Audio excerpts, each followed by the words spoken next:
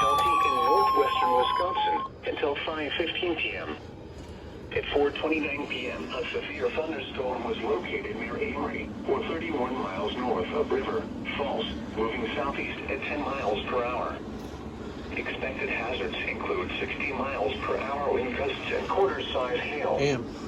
This is a radar-indicated threat.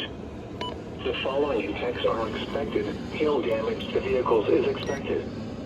Expect wind damage to roofs, siding, and trees. This severe thunderstorm will be near Amory around 4:35 p.m. Other locations in the path of a severe thunderstorm include Clear Lake.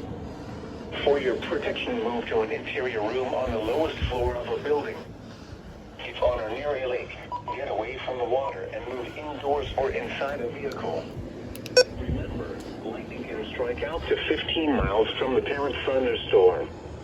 If you can hear the thunder, you are close enough to be struck by lightning. Move to safe shelter now. Do not be caught on the water in the thunderstorm.